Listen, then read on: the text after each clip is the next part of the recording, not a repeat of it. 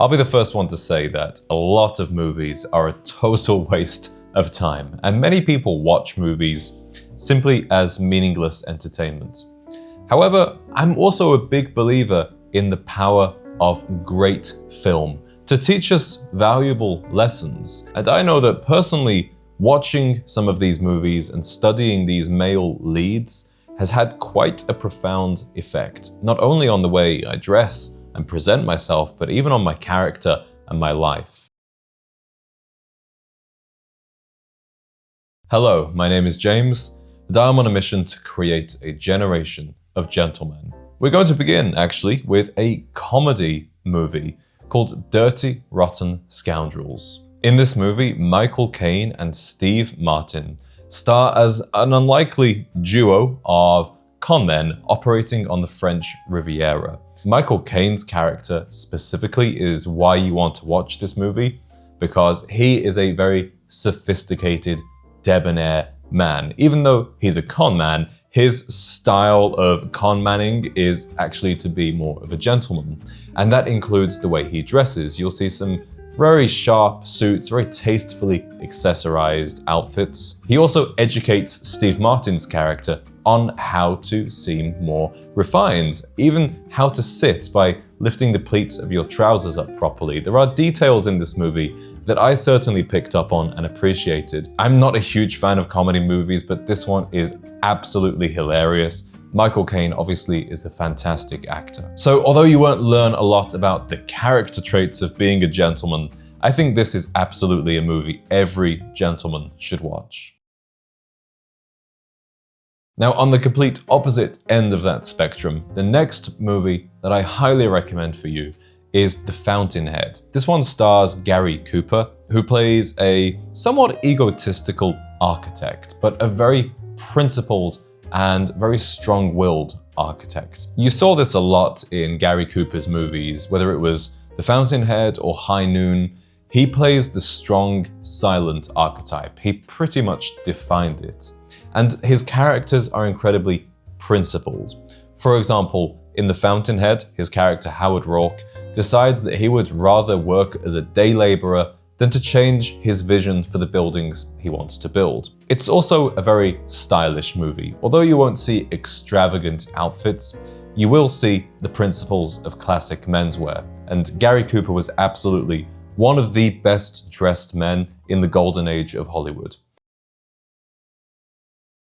So as you're watching some of these movies, you may feel inspired to level up your style and your appearance in some way, whether that's taking inspiration from an outfit you've seen on screen or adapting an actor's style of hair or grooming. But one thing that I think is really overlooked today in men's grooming is actually skincare, because after all, your face is the first and most important thing that people see. The brand that I absolutely trust for all of my skincare needs is today's sponsor, T. Chanley. And I love T. Chanley because they give you a structured skincare system that's designed specifically for men. So I'd recommend starting with their level 1 system. This gives you a daily face wash, an AM moisturizer with SPF, a PM moisturizer to use before bed, and then an exfoliating scrub which you use twice a week. I want you gents to try this for yourselves. So T. Chanley is offering a special deal to viewers of The Gentleman's Collective.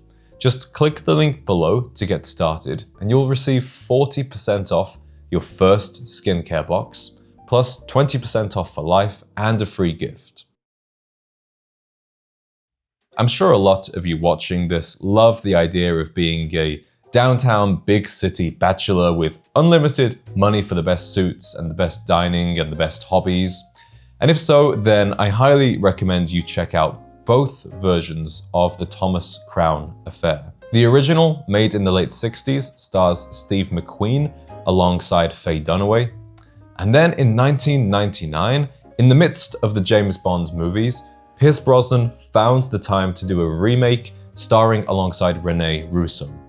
The two movies are pretty different. They are both equally of their time. The Steve McQueen one is set in Boston, and his character is more cold, unpredictable, stoic, very intense, as you saw with a lot of Steve McQueen movies, whereas Pierce Brosnan's character is somewhat more relaxed. He's more lighthearted, he's very suave, he's very witty, very much more James Bond.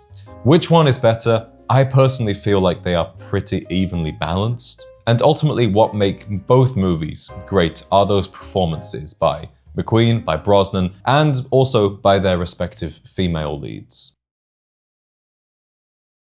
A rare movie that combines the glamorous lifestyle of being a bachelor gentleman with the important character traits and moral lessons is actually Batman Begins. This is the first movie in the Dark Knight trilogy, which was directed by Christopher Nolan and of course stars Christian Bale as Batman. A lot of men from my generation seem to really identify with this character and truly align themselves with the Christian Bale lifestyle and philosophy.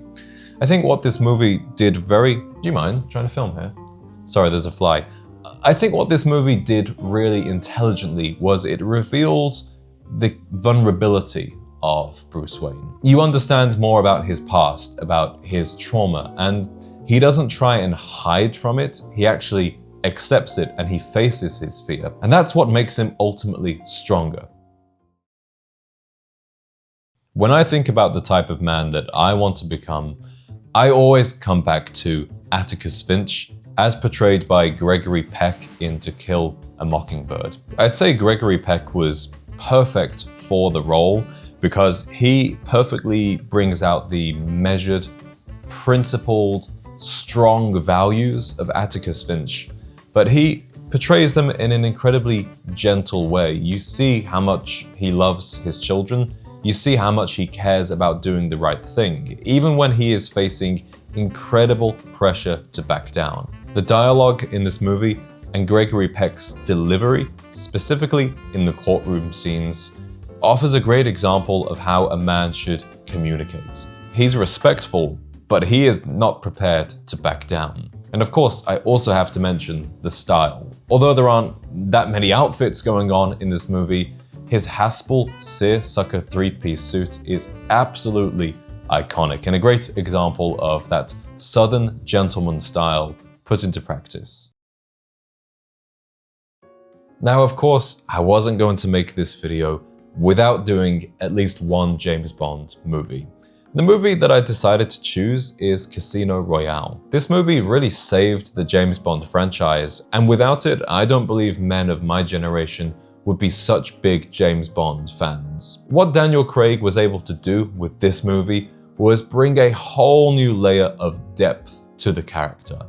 Previously, James Bond characters were always somewhat of a one-trick pony.